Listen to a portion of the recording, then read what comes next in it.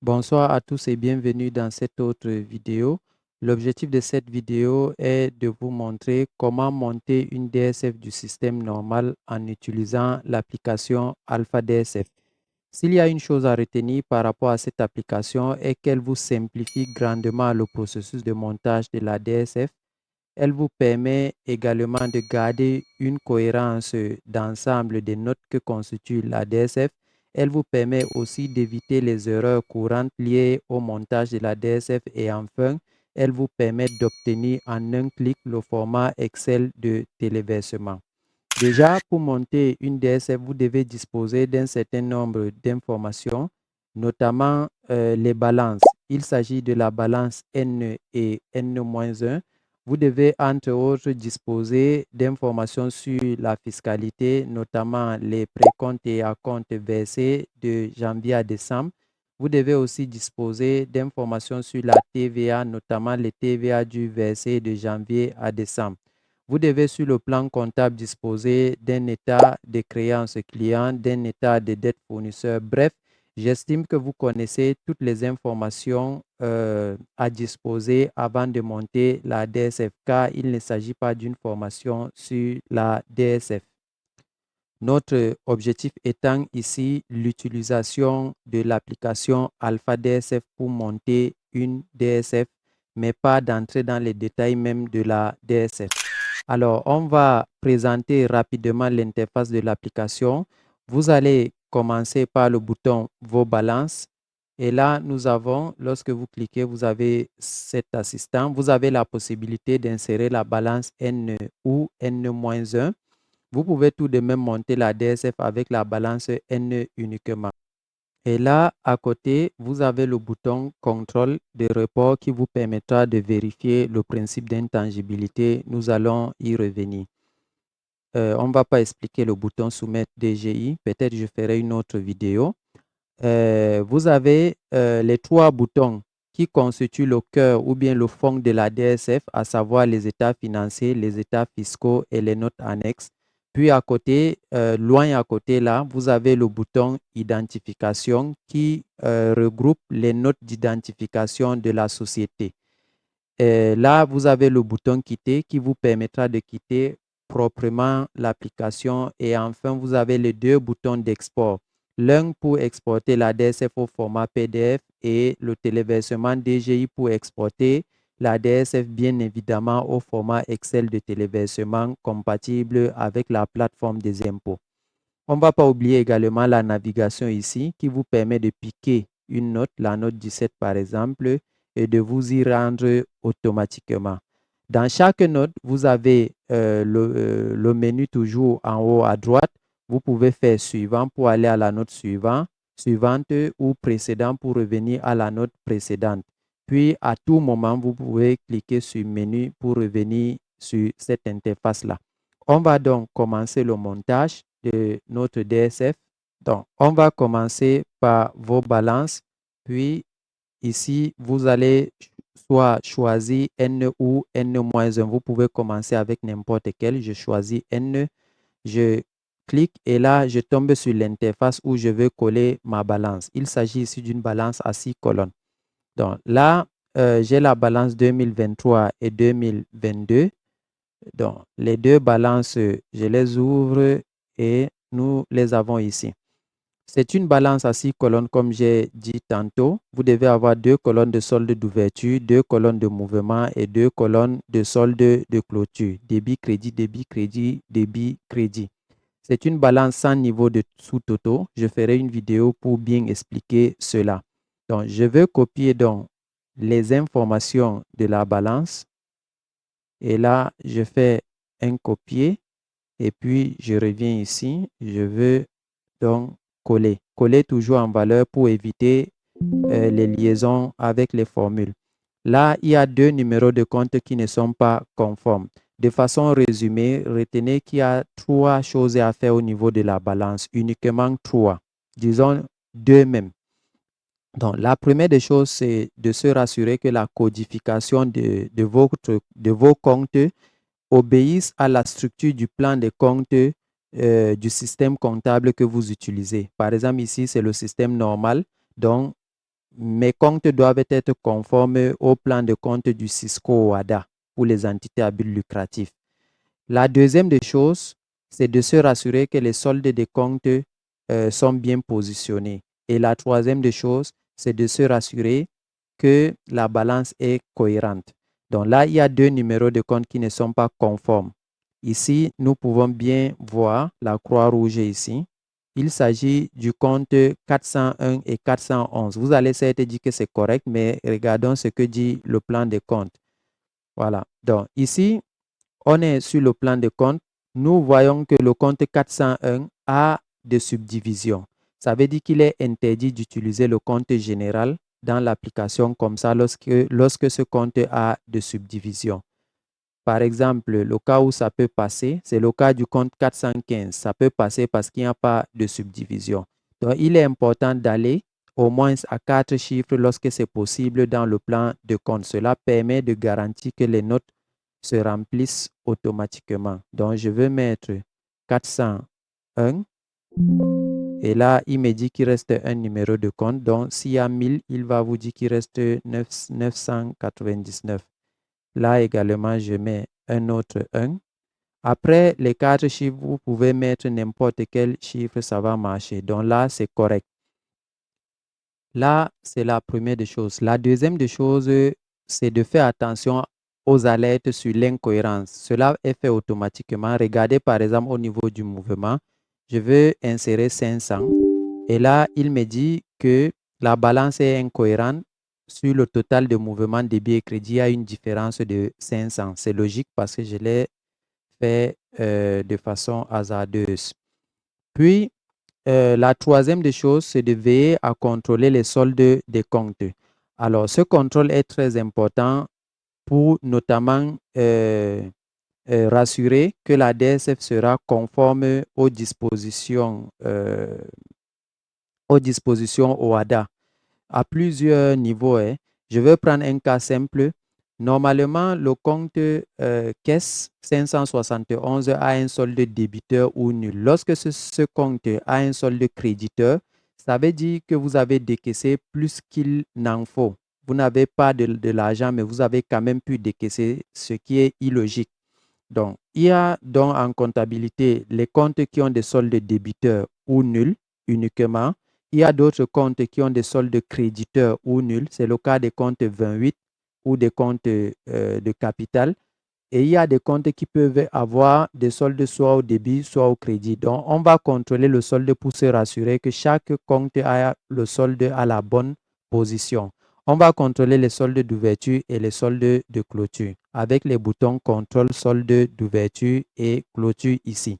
Donc, je clique sur contrôle de solde d'ouverture et là, il va passer sur chaque classe de compte et détecter les comptes qui ne sont pas corrects. Pour la classe 1, je clique sur OK. Et là, qu'est-ce qu'on voit derrière? On voit du vert sur 3 comptes. Et il s'est arrêté au compte 131. Il envoie un message d'erreur comme quoi le compte 131 ne devrait pas avoir de solde. Vous devez affecter ce résultat dans un compte 121 ou autre. Utilisez toujours les balances après affectation. Vous voyez que c'est limpide. Je clique donc sur OK. Et là, à la différence des autres comptes, il met du rouge comme pour dire que vous devez faire attention et corriger ça. Il passe à la classe 2 et là, on va voir qu'il va mettre du vert partout. Je clique sur OK et là, c'est bon. On voit du vert partout. Classe 3, c'est une nouveauté. Hein? C'est une nouveauté pour cette version. Classe 3, voilà, c'est bon. Classe 4, pas d'alerte. Sauf qu'on a une alerte ici sur la classe 4, fournisseur. Il nous dit le compte 411 ne devrait pas avoir un solde à nouveau débiteur de 6 500 000.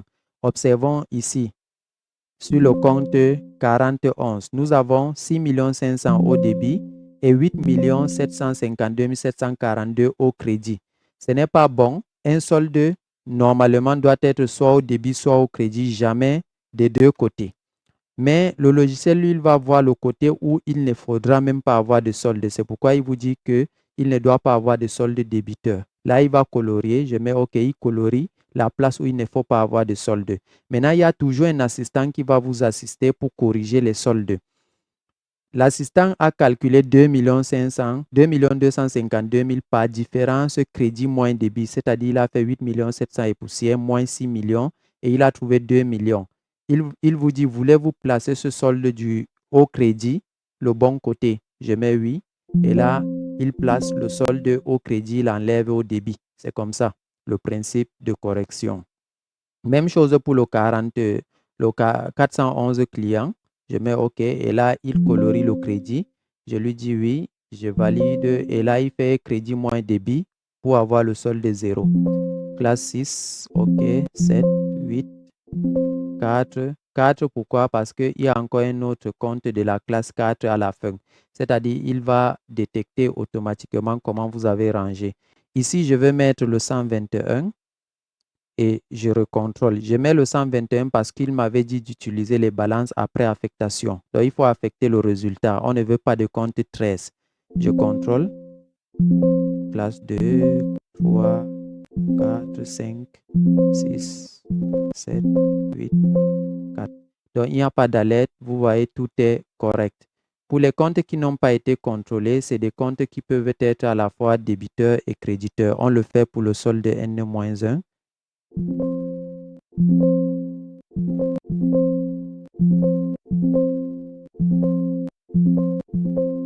Voilà, c'est bon. Donc, vous cliquez juste sur contrôle de solde N-1 et vous voyez, il a tout validé. On peut donc aller à la balance N-1 en switchant ici. On peut switcher, hein. Tout comme on pouvait à partir du menu, on prend N-1. Donc, je vais mettre pause et traiter N-1 pour ne pas perdre du temps. Le traitement, c'est la codification, la cohérence et les soldes. C'est toujours les trois. Donc là, j'ai vérifié les trois niveaux de contrôle de la balance. Je reviens donc au menu. Et là, on va contrôler le principe d'intangibilité. J'explique ça visuellement rapidement. Donc, les soldes du bilan que vous clôturez ici, en fait, les comptes du bilan de la classe 1 à 5, par exemple, ici, on a fournisseur et stock. Quand vous clôturez avec ces soldes-là, vous devez naturellement ouvrir avec les mêmes soldes. C'est le principe d'intangibilité. Pour contrôler ça rapidement, je reviens au menu, vous cliquez sur le bouton Contrôle report. Vous êtes sur le point de vérifier l'intangibilité. Là, je mets oui. Contrôle de l'intangibilité du bilan passif. Là, il dit le principe est respecté. Ça veut dire s'il y avait des problèmes, il allait dire quels sont les comptes dont le solde de clôture N-1 ne correspond pas au solde d'ouverture N. Donc, pour l'actif, je valide aussi. Il dit le principe est respecté également. On va vérifier qu'on n'a pas reporté à nouveau les comptes de gestion parce qu'on ne les reporte pas à nouveau. Je mets OK et là, il dit vérification de compte de gestion terminée sans problème. Donc, à ce moment, 90% du travail est déjà fait. Donc, vous avez déjà fini avec la DSF. On va donc consulter les états financiers. Je clique là et là, je peux prendre état financier N et là, j'ai le bilan qui est correct. J'ai également le compte de résultats qui est correct. Quand ce n'est pas correct, vous aurez une alerte et il faudra revoir les balances. Je vais au tableau de flux de trésorerie. Lui-même, il est correct. Puis, je reviens au menu. Et là, je peux cette fois-ci prendre état financier N-1. Il est important de tout contrôler. Donc là, j'ai le bilan, le compte de résultats, le tableau de flux de trésorerie. Je ferai une vidéo pour expliquer ça en détail. Donc voilà comment consulter les états financiers. C'est très très facile. Puis on va consulter les états fiscaux. Là, on a le tableau de passage. À noter que tous les champs en vert sont en remplissage manuel. Donc là, vous devez renseigner les réintégrations. Il a récupéré le bénéfice avant impôt. Et là, vous avez le chiffre d'affaires et le résultat avant impôt. Vous avez donc le bénéfice fiscal, vous avez donc la possibilité de changer le taux d'acompte. Par exemple, je mets 2 ici. Donc, en fonction de l'évolution de la fiscalité, c'est pourquoi on a laissé en vert, vous pouvez changer. Donc, ici, on a le minimum de perception qui dépasse l'IS. On comprend quelle est la note qui sera renseignée. Je fais suivant. Ça, il n'y a pas d'alerte, il n'y a rien, je passe. Par contre, ici, il y a une alerte parce que justement, c'est la note du minimum de perception qui sera remplie. J'estime que vous connaissez pourquoi c'est le tableau du minimum de perception. En fait, si vous ne connaissez pas, je vais revenir là. Lorsque vous avez ici le minimum de perception qui dépasse l'IS, c'est le tableau du minimum de perception. C'est pourquoi vous n'avez pas eu la lettre ici, vous l'avez plutôt ici. Maintenant, il faut bien comprendre, il vous dit solde incohérent avec le compte 44.1. Ça veut dire le solde qui apparaît ici, 1 600 000, n'est pas la même chose qui devrait ou bien qui apparaît dans le compte 44.1 qui est censé, du point de vue comptable, contenir le solde à payer. Donc ici, il faut faire tout, c'est-à-dire renseigner toutes les informations fiscales additionnelles pour que nous parvenions au même solde qu'on a inscrit en comptabilité. Donc ici, je vais faire suivant et là, il y a par exemple les acomptes et précomptes que vous devez renseigner qui viennent en soustraction du solde. Donc je vais renseigner ça. Donc ici, je mets le principal 1 467 035 et là, il va calculer le CAC et le total me donnera 1 613 739, c'est-à-dire le solde que j'avais. Donc, quand je reviens ici, vous voyez que les acomptes sont ventilés au bon endroit. Ils viennent se positionner au niveau des acomptes. Et comme j'avais 1 million de soldes, on soustrait donc de, de ce solde-là les acomptes pour avoir 0. C'est pourquoi il n'y a plus d'alerte. Donc, tout est cohérent au niveau d'Alpha DSF. Donc, je fais suivant. Suivant. La même cohérence est observée au niveau de la TVA. Ça, c'est les notes de la TVA. Supposons que j'ai sur la livraison sur biens et services 73 millions. Bon, j'ai mis 7 300 000. J'ai facturé 73 millions. J'ai facturé la TVA sur 73 millions. J'aurai ici 14 52 000 de TVA collectée. Et je vais déduire peut-être 14 millions ici sur les biens et services ne constituant pas d'immobilisation. Vous conviendrez avec moi qu'il reste 52 500 de TVA due. Je fais suivant. Ici, vous devez renseigner les TVA versés de janvier à décembre, les retenues à la source et autres. Je veux supposer que j'ai déduit 50 000. Donc, il reste naturellement 2 500 à payer. Je fais suivant.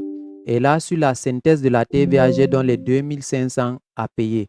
Sauf que le logiciel va vérifier est-ce que j'ai bien inscrit 2 500 dans le 44-41 TVA dû. Et là, il voit 0, c'est pourquoi il me dit que non, 2 500 ne devrait pas être ici. Et là, je fais précédent, je peux par exemple dire que j'ai payé les 2 500 en décembre. Et là, ça me donne une TVA nulle, c'est-à-dire pas de crédit, pas de net à payer. C'est un peu ça, Alpha DSF. Il est très cohérent. Donc, il n'y a plus de suivant, je reviens au menu. Et là, c'est fini avec les états fiscaux. On va parcourir les notes. Le principe est simple. Vous devez parcourir toutes les notes et vous devez faire attention aux alertes. Là, c'est une note manuelle. Je fais suivant, suivant. Là, ça reprend les données et partout où c'est vert, je peux remplir manuellement. Mais je ne m'inquiète pas parce qu'il n'y a pas d'alerte. Je fais suivant, crédit bail. S'il y en avait, il devait avoir d'alerte. On peut bien savoir s'il y a crédit bail ou pas à partir de compte 17. Suivant. Ça, c'est les amants. Ça a repris ce que ça pouvait. Donc, vous pouvez faire suivant, suivant sans souci. Et ça, c'est normalement une note fiscale. Donc, dans de prochaines mises à jour, on va regrouper ça dans les notes fiscales. Suivant. Par exemple, Alpha DSF assure la cohérence. Supposez que je mette 50 000 ici. Là, vous voyez, il colorie pour dire que ce n'est pas bon et il vérifie, puisque ça, c'est la colonne qui cadre avec le prix de cession. Donc, ça, il y a un compte qui vérifie cette colonne-là. Le compte 822 et 75 42. Donc, il est en train de vérifier qu'il n'y a pas 50 000 dans ces comptes-là. C'est pourquoi il met erreur. Donc, si vous faites quelque chose qu'il ne faut pas faire, il va alerter. Par exemple, ici, si vous ventilez un montant qu'il ne faut pas, il va vous dire de ventiler moins 50 000 parce qu'il n'y a rien à ventiler. Donc, il assure vraiment la cohérence suivant. Donc, vous faites suivant, suivant jusqu'à la fin. Et quand c'est terminé, vous avez terminé avec les notes annexes. Et on peut donc renseigner aussi les informations d'identification. Là, vous mettez la dénomination société ABC, consulting, par exemple. Vous mettez tout ce qu'il faut sur la société. Suivant, vous remplissez toutes les informations en vert. Suivant, là, par exemple, il y a lieu de faire attention à cette erreur. Je vais zoomer. Je vais dézoomer un peu. Voilà. Donc ici, le message consiste à déterminer le chiffre d'affaires par activité. On a 73 351 000 et on a du rose là. Je vais dézoomer un peu. On a du rose là comme pour dire qu'il faut qu'on précise les activités. Je vais dire commerce général. On a 73 millions. On peut estimer que c'est le montant sur lequel on a facturé la TVA. Notez bien qu'il y a des entreprises qui sont partiellement assujetties. Donc, on a prestation de services, donc on a pensé à tout. On n'a pas fait de telle sorte que le chiffre d'affaires soit repris automatiquement. On tient compte du fait qu'il y a des entreprises qui sont partiellement assujetties. Donc, on a commerce général et prestations de services à hauteur de ces montants. Et là, c'est cohérent parce que le total de ventilation correspond au total du chiffre d'affaires qui apparaît dans le compte de résultats. Donc, suivant, je reviens ici. Ça, c'est les dirigeants et les membres du conseil d'administration. Mais ce que vous devez noter par rapport à l'application, c'est que les notes qui sont en vert ici, vert clair, ce sont les lignes, autant pour moi, qui sont en vert clair ici, ce sont les lignes qui seront reportées sur la plateforme. Par contre, lorsque vous débordez, vous arrivez ici, ces lignes ne vont pas figurer sur le fichier Excel et sur la plateforme parce que la plateforme est limitée uniquement à ces lignes-là. Donc là, c'est bon. On va faire suivant encore, suivant, et c'est bon pour les informations d'identification. Donc, notre DSF est prête. Il manque l'export en PDF si on souhaite imprimer ou bien le téléversement DGI pour avoir le format Excel de téléversement. Donc, je vais faire exporter en PDF et là, vous aurez cette interface-là. Vous devez faire attention aux soldes ici. Ce sont, disons, les soldes qui vont provenir des états fiscaux, les soldes IS, acompte et TVA ainsi que les crédits. Quand c'est correct, vous cliquez sur Exporter et là, vous patientez que le logiciel vous ouvre le PDF correspondant. On va attendre.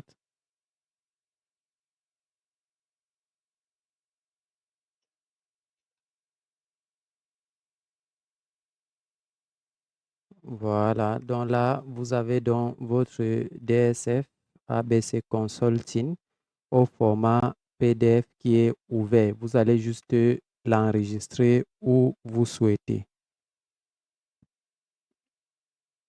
Voilà, ça c'est le compte de résultats. Tout est correct.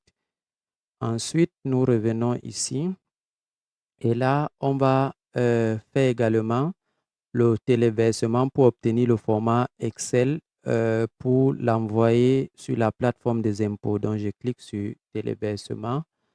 Là, vous avez toujours la même fenêtre. Vous vous rassurez des soldes. Ensuite, vous cliquez sur exporter. Et là, il faut bien lire. S'il vous est demandé de mettre à jour les liaisons, cliquez sur ne pas mettre à jour. Je clique. Et là, naturellement, ne pas mettre à jour. Et là, c'est rapide. Le format est généré. Ici, on se rend compte de notre 1 600 000, je pense que c'est CF1T. Voilà, on n'a pas de net à payer là. Donc, si on voit, je choisis ici bilan paysage. Je reviens sur le format qui a été généré. Et là, on a dans notre bilan 500 000 de capital, moins 5 millions de repos à nouveau, moins 5 millions et poussière avec 3 200 000 et poussière de résultats. Donc, on a ça. Et puis, dans le compte de résultats, on a les données qui sont conformes à à ce qui est dans notre application. Ce format est nommé DSF 2025 avec la dénomination sociale ABC Consulting et la date et l'heure, date, heure et seconde. Je vais fermer enregistrer. Vous pouvez générer toujours un autre format si vous le souhaitez. En effet, c'est possible. Si vous modifiez quelque chose, vous pouvez régénérer un autre format. On attend. Voilà. Donc, on a un autre format. Les deux formats vont se trouver dans le dossier dans lequel vous travaillez, Alpha DSFSN. Et là, vous avez les deux formats. Donc, c'est ici justement que j'ai travaillé dans document démo Alpha DSFSN. J'ai les deux formats. Et là, je peux donc me connecter pour envoyer la DSF aux impôts. Et là, une fois connecté, vous cliquez sur DSF et ça vous redirige sur l'interface. Et là, vous suivez la procédure nouvelle déclaration annuelle. Et cette fois-ci, vous prenez DSF normal tout court, DSF normal. J'ai abordé d'autres vidéos qui expliquent les autres DSF, donc cherchez sur la chaîne DSF normal. Et là, je vais choisir un fichier de téléversement. Et là, je vais aller dans mes documents, dans le dossier démo, puis Alpha DSF SN. Et là, je choisis l'un de deux fichiers. Il y a l'autre qui a été généré le 7-12, 21-27, 21-25. Je prends le plus récent. Et là, je clique sur téléversement. Êtes-vous certain? Je mets oui. Et on patiente le temps que le système récupère les données. Et là, le système a récupéré les données. Vous allez donc veiller à ce que les notes en bleu soient complétées jusqu'à ce que tout soit en vert et que le bouton soumettre s'active. Il faut également joindre les annexes ici. On va pour l'heure voir le bilan. Les données sont là. Je vais voir le bilan qui est en bleu, mais les données sont là. Il y a l'entête qui n'est pas renseignée, par exemple. Donc, on attend. C'est le bilan ici. Voilà. Donc, on se rend bien compte que toutes les données sont là. On avait un capital de 500 000. On avait un report à nouveau de moins 5 millions et poussière et le résultat de 3 millions et poussière. Donc, tout est là. Vous renseignez les entêtes, vous joignez les annexes et lorsque le bouton soumettre sera actif, souvent il y a des problèmes, mais n'hésitez pas à me consulter. Si tout est vert, et que le bouton soumettre est actif, vous pouvez déposer la DSF. Pour l'heure, je vais la supprimer. Et on revient donc sur l'application Alpha DSF. Donc, nous sommes arrivés au terme du montage et du téléversement de la DSF. Donc, ce qu'il faut noter en dernier ressort, c'est que l'application Alpha DSF est disponible sous 5 formats ou plus. Il y a le format pour les entités à but lucratif, le système normal que voici. Il y a également le système minimal de trésorerie. Le système normal a plusieurs déclinaisons. Il y a le SN des marges administrées. Il y a également au niveau des entités, au niveau des entités à but non lucratif, il y a le système normal association, le système normal projet de développement et le système minimal de trésorerie OBNL. Donc, n'hésitez pas à me contacter si vous avez besoin d'une version ou d'une autre. On va donc s'arrêter à ce niveau.